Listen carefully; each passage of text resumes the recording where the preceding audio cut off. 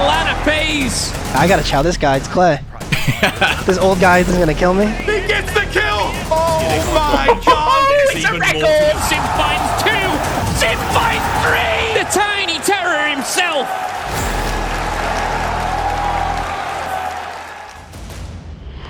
What's going on, everybody? My name is Tyler Polchow, aka TeeP, and today we have episode 3 of the Barracks, presented by Metro by T-Mobile.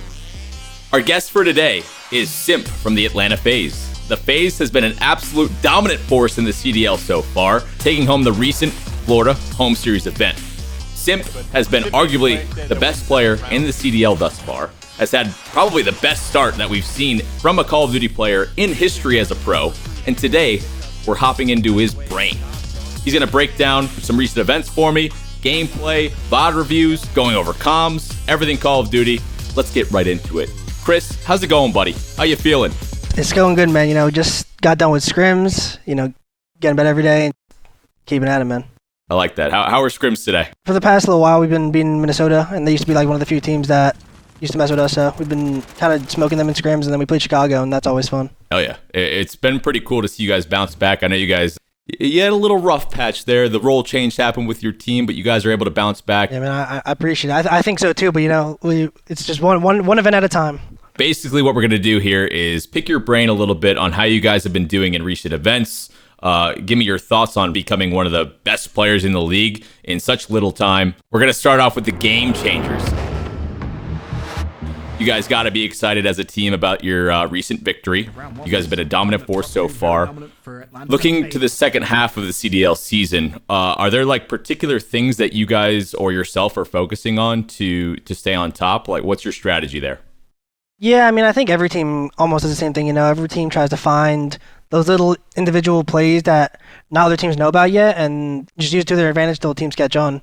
But I mean, as of recently, we honestly just been trying to just get better hardpoint because that's mainly the reason we lost. You know, we're still not that good at it. You saw at the finals of the last event, we still dropped cave to Optic. For sure. And that's usually one of our better maps. So Optic Gaming against all odds. I feel like this game is just very weird at the top level, right? When it comes to map picks, vetoes, good sides, bad sides, all that, I assume it's pretty hard to maintain that consistency in hardpoint in particular. Yeah, I mean, this game is honestly a lot different than like the other CODs. Like all it takes is one person that crosses a certain line on the map in hardpoint to just flip an entire spawn out and like get a free 60 points. You know, like where in past COD you'd have to like block a spawn for a while and kind of just wait for your team to do the rest. Like in this game, all it takes is just one person to make that one play at the right time, and it's just a free amount of points for the other team. Yeah, definitely.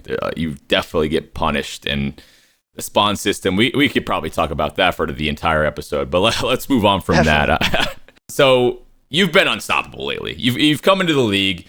Many people are considering you to be like the MVP going into Black Ops 4. You keep shattering your own records in terms of individual performances and respawn, wherever it may be. As an individual, what do you think the room for improvement is for yourself? I think my main problems right now are comms, not most of the time, but sometimes, and then just taking the right routes. You know, you can be the best player in the game and not communicate well and like just cost your team a lot, you know? Yeah, totally. But I wouldn't say I hold myself high like pressure-wise, but I do think I have a higher standard for myself when it comes to performances and stuff, and I do rely on myself to try and, you know, push our team to that extra edge that we'll have, you know? You know, totally. I'm not saying like I'm better than everyone, but I still think that I need to like do certain things in order to just hold myself high enough like on a level. Your team is obviously very young. When you guys formed this roster, a lot of people expected big things out of you. Do you think the fact that you guys are so similar in age and sort of came up in the same era, do you think that is an advantage in terms of your mindset together, your communication, your talent? How do you feel about the guys that you're playing with on your current team and where you guys sort of came up from? I mean, we probably do have a little bit of an edge just because, you know, we all came up from the search and destroy scene for the most part, and we've all played with each other for years already.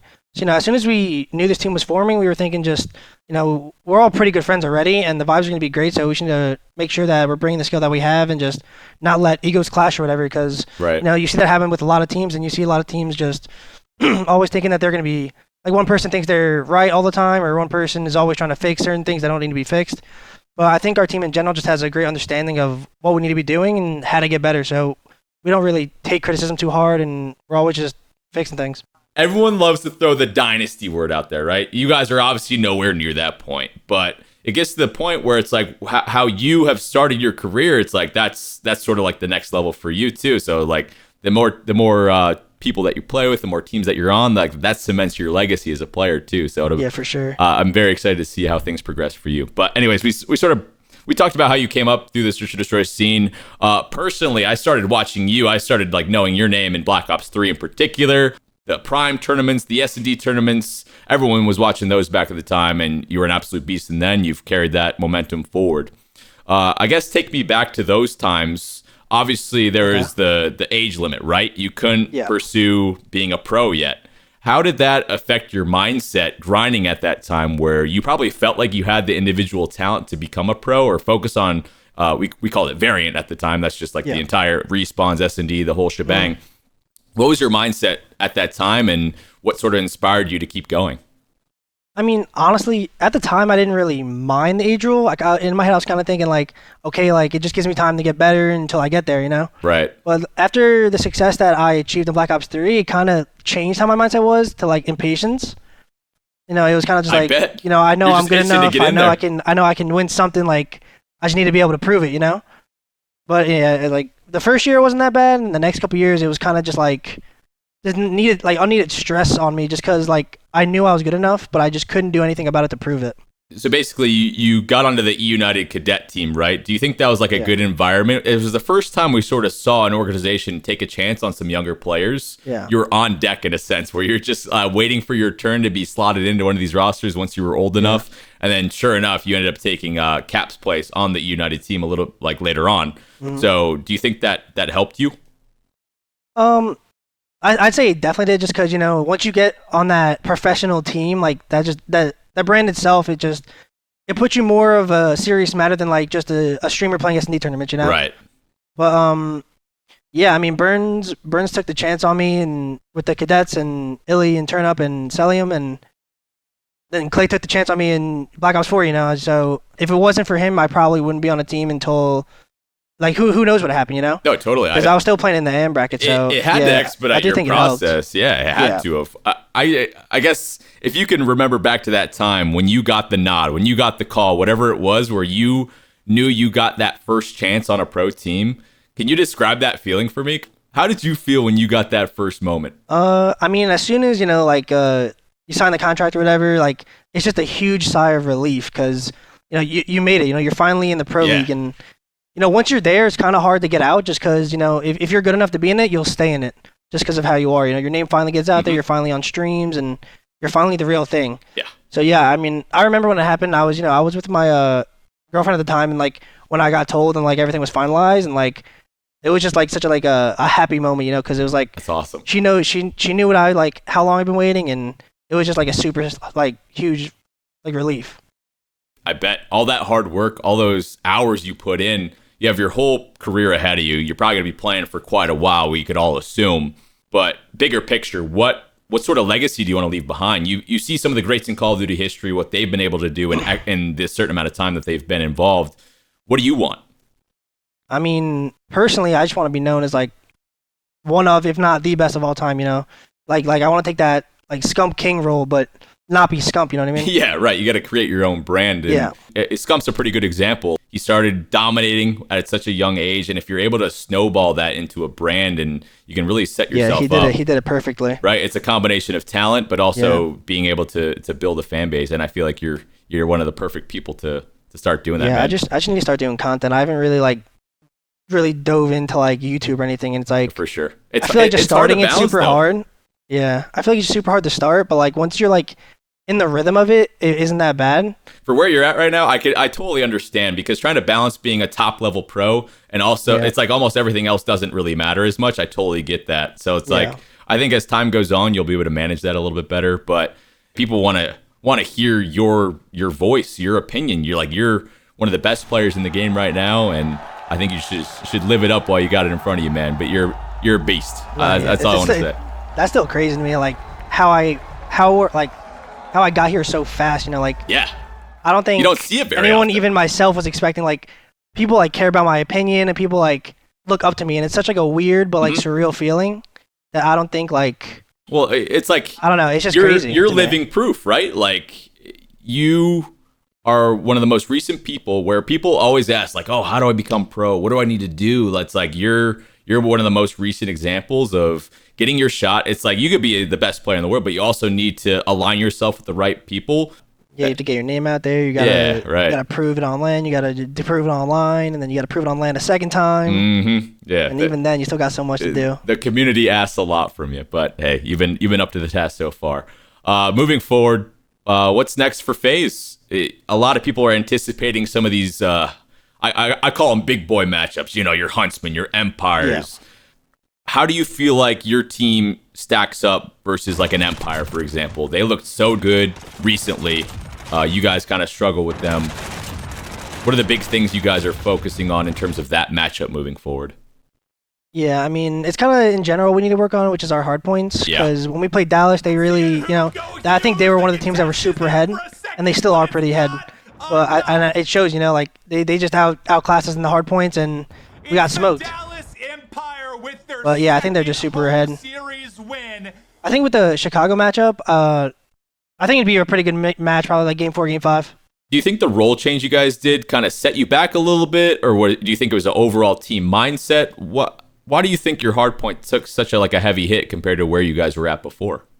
I mean, I wouldn't say that. I think the role switch didn't really do anything, to be honest. I think, honestly, like we were just playing the game wrong for most of the time, and then, the whichever event, I forgot what it was, whichever one before Florida happened, and it just showed, we lost both hard points to New York, losing hard points left and right to everyone, and we lost that event, and we were like, damn, like we need to fix this now, because now it's like it's costing us matches. So I think teams are just getting better and better, like at the little things. We're around that point in the season, so I think it's just that. I don't think the role switch really did anything. All right, Chris, we got a fun one coming up next. We got the hip fire segment. What we're going to do is we got 90 seconds on the clock. You're competing against some of the other people in the other episodes to see how many questions that you can get right in the 90 seconds. We got 18 different questions for you. Put the timer on the board. Here we go. All right. 3, 2, 1, go. Did you or aBeZy get most kills overall at the Florida Home Series tournament?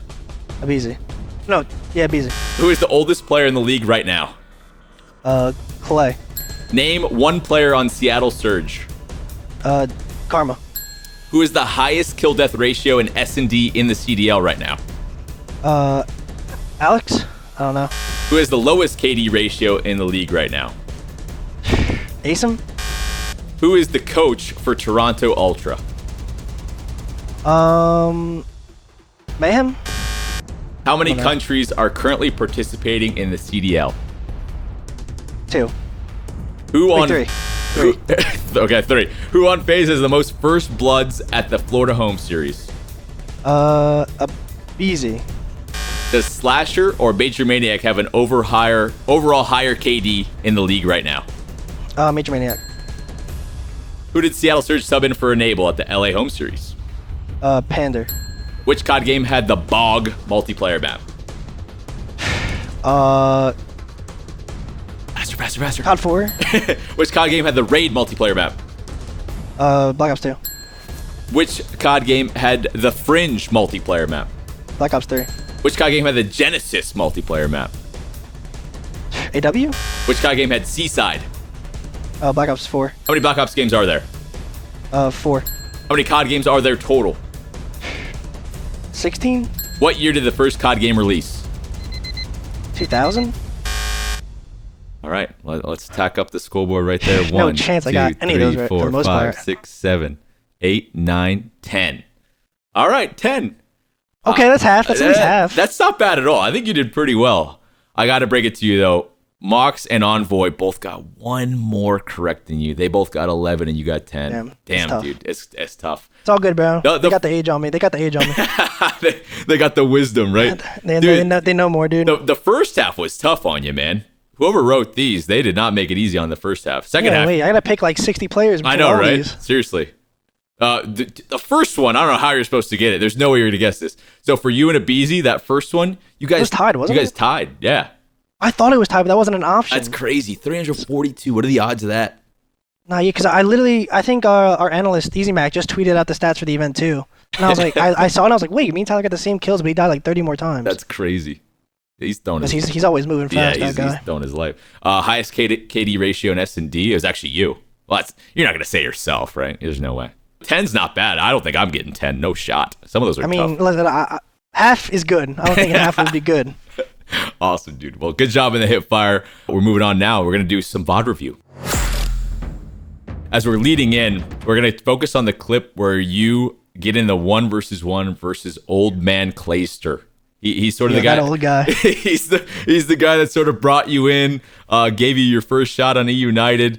So we're gonna break down this clip. If you want to walk me through your thought process in this particular round, going against Clay, did you know he's gonna play a certain way here? Do you focus on that on one-on-ones? Nah, yeah. I mean, at the beginning of the 1v2, I was trying to I tried to slide to the door to try and get Illy to hear me and get off bomb. That didn't happen, so I did the same thing, killed him, and then most of the time when people get in 1v1s, they get either nervous and they chow you, or they actually played smart and just check bomb. Yeah.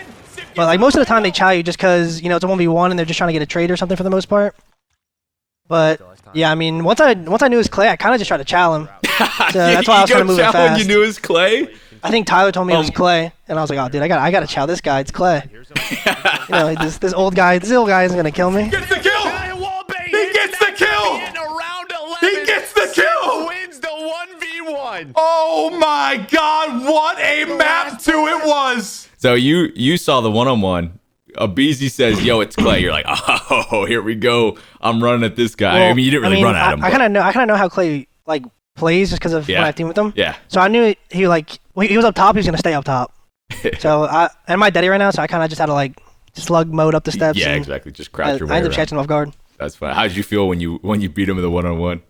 I mean, it was just a hype moment, it was Clay. So yeah, right. Anyone else would have been like, okay, nice 1v2, but I beat Clay. That's awesome, bro. That's funny. Well, you've been dominating in.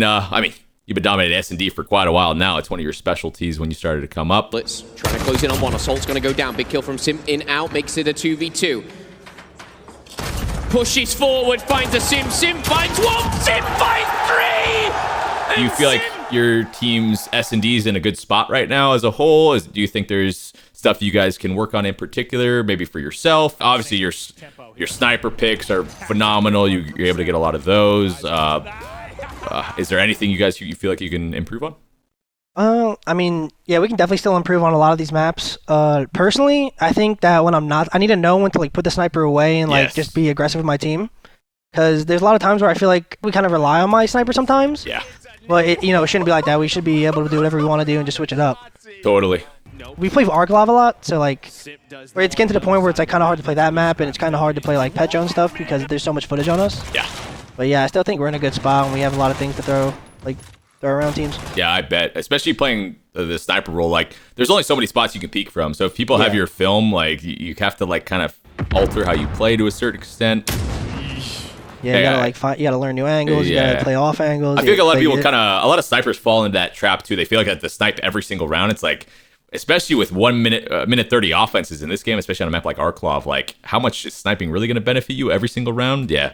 Nah, yeah, it's if I don't get a pick or two in that round, then it's what am I doing? Yeah, exactly. I kind of have to get the pick for it to be worth it. Yeah, some pressure there, but you guys have been dominating S&D so far. Thanks for walking me through your thought process in that VOD review. Yeah, for sure. Moving on forward now, we're staying connected. We have a surprise guest here, Chris. You've been up and coming. You've been dominating so far, but there's been one person that's been along with you. The community has dubbed you guys the Tiny Terrors. We have aBeZy here. aBeZy, how's it going, buddy? Oh, hey, aBeZy. Good. What about you? I'm doing great, man. So me and Chris have been talking. You guys are still, some of the youngest players in the league. You guys have been dominating so far. You've sort of come up together in a sense. With your pro career still being in sort of their infancy, you guys are some of the hottest players, in your opinion, and playing alongside Simp. What is the recipe? Why are you guys the Tiny Terrors? Why are you guys so successful so far? Chris is just disgusting, and he's always played the slower role when it comes to a sub, and I'm the super fast one. So literally like I'm always in your face, and then Chris is like always right there to no matter what, like get the trade when we're together. Like I feel like we have scenarios sometimes that we have like in matches where we literally just like pop off, like just me and him together. It's actually kind of crazy. That's awesome. You kind of brought me to the next point of how your play styles complement each other. One thing I gotta ask though, you're the first in, right? You're putting your body on the line in game over and over again. How mad do you get when someone doesn't get your trade?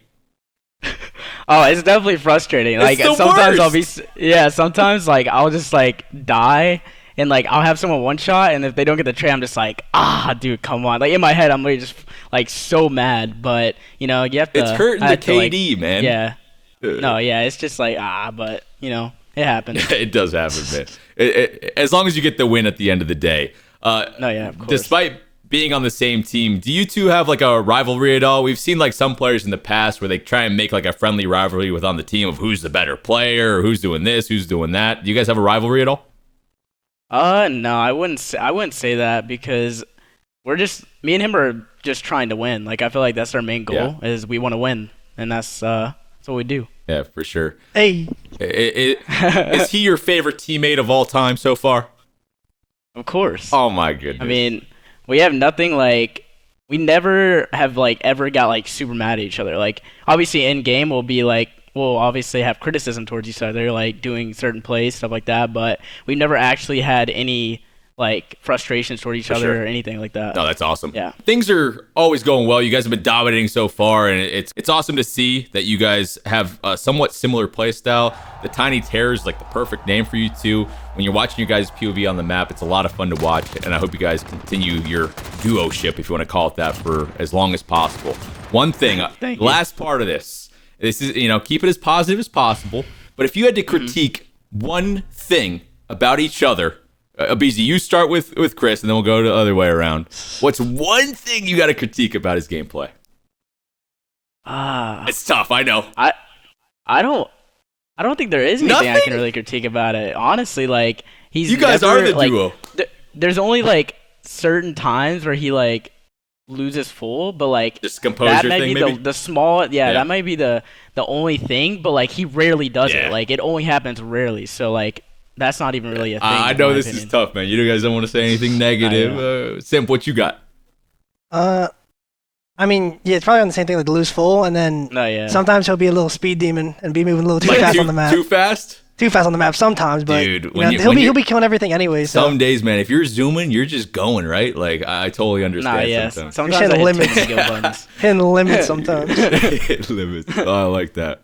That's awesome, man. The Tiny Terrors, you guys are a great duo so far. So much success, and you guys are still so young. I'm like, I want to say I'm proud of you guys in a certain extent. It seems like you guys are so mature for your age so far. To see people like you guys are good dudes. You guys have your heads on straight, and I wish you guys nothing but success moving forward as you guys continue teaming together, man. Appreciate that. Thank you. aBeZy, thank you so much for joining. That's staying connected. What a duo. All right, folks, now we're hopping into the top 3 segment. So, Chris, as one of the youngest players in the league, name the top 3 COD players that inspired you to become a pro. I think Scum's got to be number 1 just for the most part, just because he's always had the most content. He's always been the best for the most part. Hell yeah. So I think he's number 1. In general, I'd say just the old optic team from Ghost and AW and stuff. Yeah, you could just like that dynasty team. Very cool. Like Crim and Clay, I guess would be the other 2. Very just because they're some of the older pros, and they've always won and they've always been good. So I guess those guys just kind of you just want to be as successful as them. Yeah, for sure. They sort of set the precedent of what a good career is, right? And how they've been able to snowball that into other sort of success too. And those are all my guys, man. Great picks right there. Moving on forward now, how much Warzone do you play? I'll start with that. You play a lot of Warzone? I mean, I play I wouldn't say I play every day, but I play You dabble. Yeah, I mean, I don't really do anything serious though. It's kind of just me, my close friend, and my girlfriend playing for the most part. No, that's cool. So okay, so you do dabble in some Warzone. I dabble. Okay. So let's say you're building the quads team for Warzone. Yeah. Who's the 3 people that you're bringing with you? No FaZe guys, though. Let's switch it up a little bit. Okay. Top 3. Give it to me. Like just in the COD League? Whoever. Just not FaZe people. I mean, honestly, like, I'm taking you, because you smoke everyone. Yes! I got picked. Yeah. I was going to give you if you didn't pick me. No, I'm just kidding. I don't know, dude. Like, there's so many people that play. Like, maybe, like, I don't know, I feel like Josh OG's hella fun. I haven't really talked to him, but, like... Me, Josh? I love Josh. Yeah, Josh I watch him all the time. He's like a homie. And then, I don't know. Maybe, like, Tommy? Like, Tommy. Tommy? Okay. Or Wuskin, one of the two. Tommy or Wuskin. Okay. Be a good squad. Dude, I think we're dropping. We might break a record. Might be breaking records. Low key. I heard the new record's 128. Is this true? I don't know, man. I heard there's no footage yet. The footage is fishy. Apparently, they're on burner counts. You know. Yeah, no, I heard he has like a 2.0 KD. I broke the record yesterday, man. Like, can I hold that for at least a couple of days, bro? Wait, bro. I couldn't believe how many kills you guys got. Dude, I was mind blown. Like, I looked at the scoreboard afterwards. 90% of the lobby. My eyes lit up. I'm doing the math in my head. I'm like, what? Nah, yeah, I watched the clip and you were like, you were scrolling through and it's like 25, 25, 25. It's like, what the hell, dude? What the hell, dude? I didn't even think it was possible. My highest before that was like 80 something.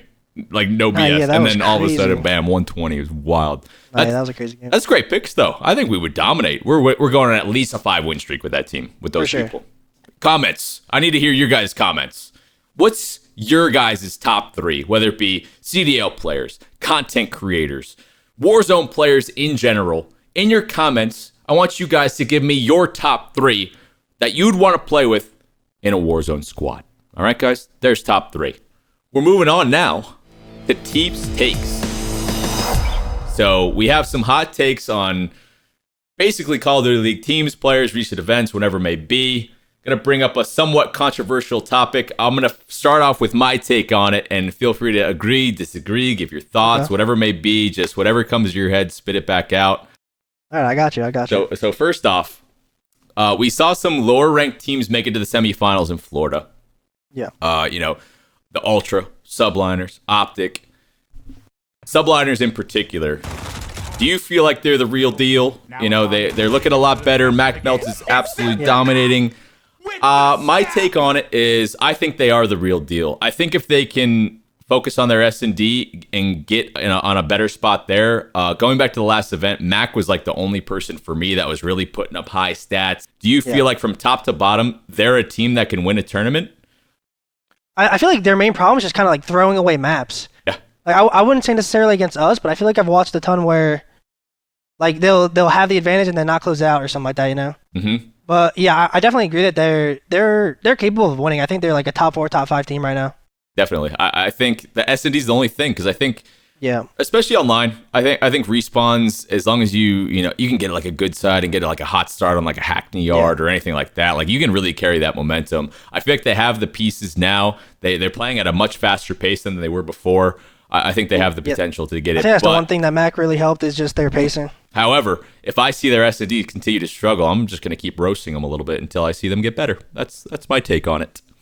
So people spectating scrims, coaches or people hosting, whatever it is.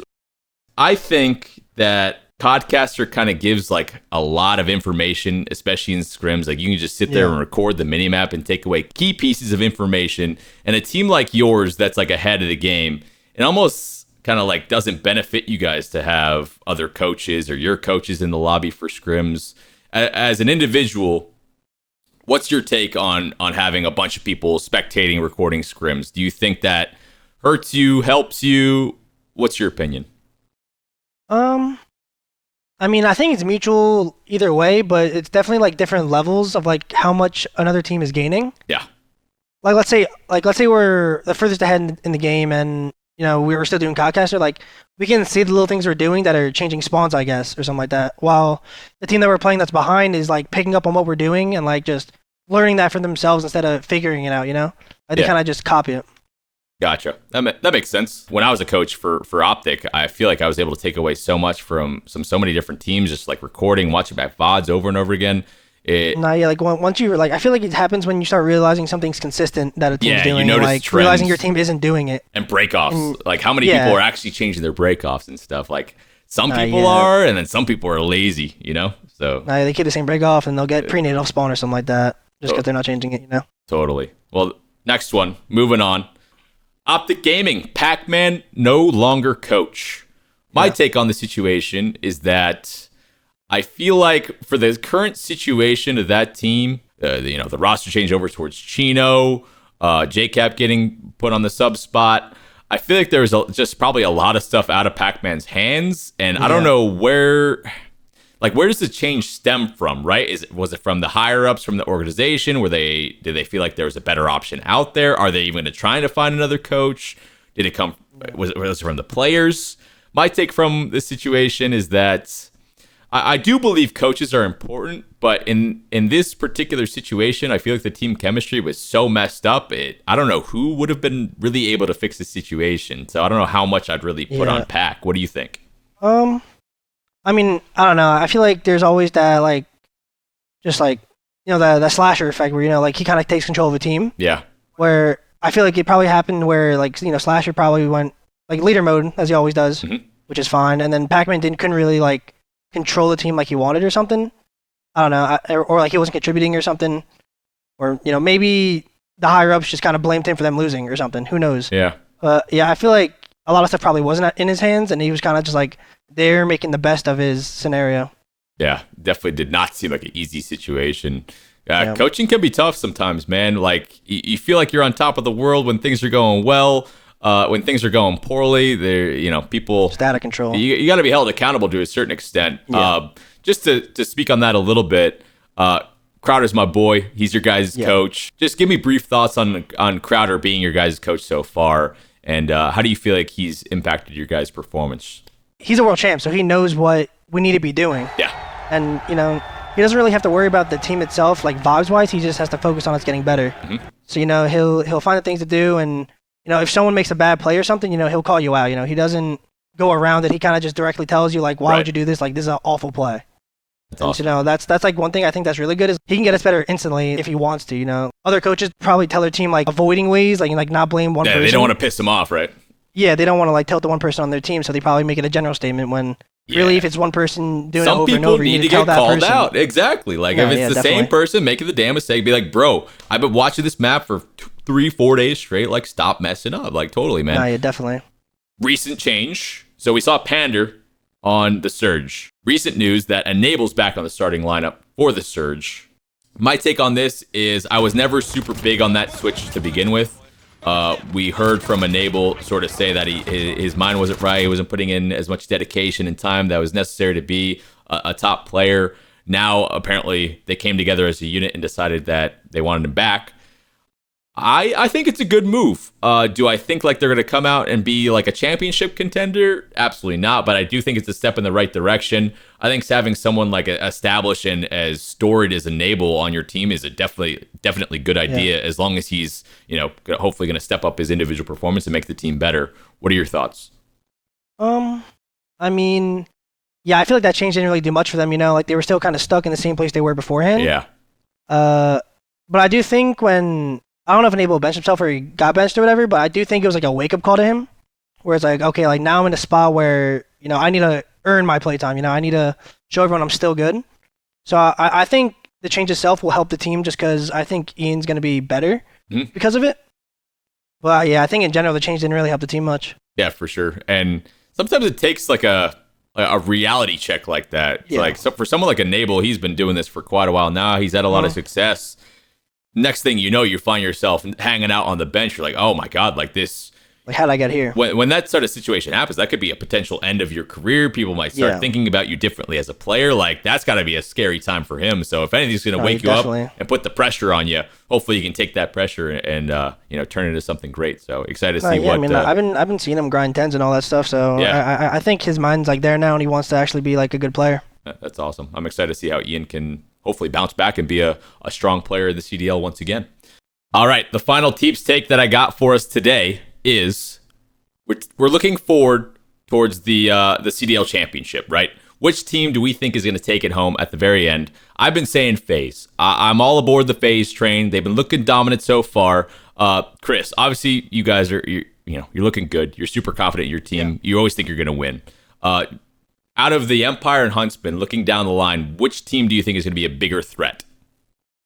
I mean, honestly, I see the Empire being a threat the entire year. Yeah. Okay. I think they already had kind of like a veteran leadership, but now that they have Rambo, I feel like it's going to be even more for like Hugh, Shotzi, and Illy to just make sure they're doing the best they can for the team and not just being selfish. Yeah, for sure. No, I think I agree with you too. It just seems like they have the perfect storm of young talent, veteran leadership. Rambo coming in as coach has definitely seemed to be paying off for him. I like that a lot. The last segment I got for you, buddy, is incoming. So what we're going to do here, we got some clips from the CDL broadcast. There's a key word that's going to be bleeped out. We're going to listen to it together. You're going to hear the bleep. You're going to guess on what that word is that's bleeped out. We're going to look at the answer and see if you got them right. And these are from the Florida Home Series finals match of you guys versus Optic. All right, dude? Yeah. It's in 3, 2, 1, bang. Chip away as much time as you possibly can. And more importantly, looking at the kill feed, make sure Simp does not get... Yes, you want to keep him contained as much as you can, as I mentioned before. Wait, I actually know this one because I think... I don't know if it was the Atlanta... I definitely know this one. It's hot. Okay. I'm pretty sure it's hot. It's hot? Like, don't let Simp get hot because I feel like it was either the rebroadcast of the CDL of like the Atlanta thing today or it was me. I watched back the New York match from the last event today as well. So it was either from one of those, but I think it's definitely hot. Okay, so we're going with hot. That's a good... When are you not hot on the sticks, bro? You know what I'm saying? All right. We're pulling up the answer. We're pulling up the answer, playing this. Chip away as much time as you possibly can. And more importantly, looking at the kill feed, make sure Simp does not get hot. Yes, you want to keep him contained as much as you can, as I mentioned. There it is. He knew it. Nailed it. All right. Well, that's 1 for 1. That's a hell of a start here, buddy. That's already 32%. You knew that, too. You had the VOD fresh in your mind, too. Wait, yeah. I literally remembered it from like That's today. actually crazy. Oh, cool. All right, now that's a good start. 1 for 1. Okay. Now it's going to get hard, dude. Let's load up number 2. Right now, FaZe has done a phenomenal job on the rotation to retake the lead and potentially extend it by quite a bit because Optic are getting on their way to the hill. Optic are getting bleeped on their way to the hill. What do you got for me? Smoked? Optic are getting smoked on their way to the hill? Smoked on their way to the hill. Ooh, that could work. Because Chance does be saying that. He does, yeah. That is a chance. He lets loose on the mic. Mm-hmm. Okay. I like that answer. All right. Answer? Right now, FaZe has done a phenomenal job on the rotation to retake the lead and potentially extend it by quite a bit because Optic are getting decimated on their way to the hill. Oh, man. Decimated. Getting decimated. Decimated. The vocabulary is Chance too large. Chance is a genius. Yeah, what the hell? He thought of that in the moment. Oh my goodness, the guy is... I gotta tip the hat to that. This guy has genius. He's got his I can't even say the damn word, thesaurus out, and he's learning new words. Decimated on the rotation. Well, it isn't one of the players, but... Yeah. Never would have got that. There's no way. So they baited you with an easy one. All right, I got one, though. So that's... One is better than none, is how I think of that. Well, that's all I got for you, man. What a good time. You did really well in the segments. Fun. Thank you so much for giving me some of your takes on the episode today. You're a beast, man. I got a lot of respect for you as a player. Thank you, man. You're very mature for your age. For what you've been able to do in such a short amount of time, it's nothing but extremely special, and live it up while you got this going, man. Things are going good. If you can keep this momentum going, you could be potentially one of the greats of all time. So keep your head down, keep working hard, bro, and I'm proud of you so far. You're a beast, dude. Appreciate it, man. Thanks for joining me today, man.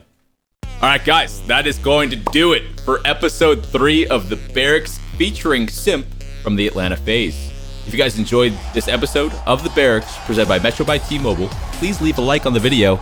We've been having a lot of fun interviewing some of the different people from the CDL. In episodes 1 and 2, we had Mox and Envoy. Make sure you guys subscribe to the COD League YouTube for future episodes, and I'll see you guys for the next episode.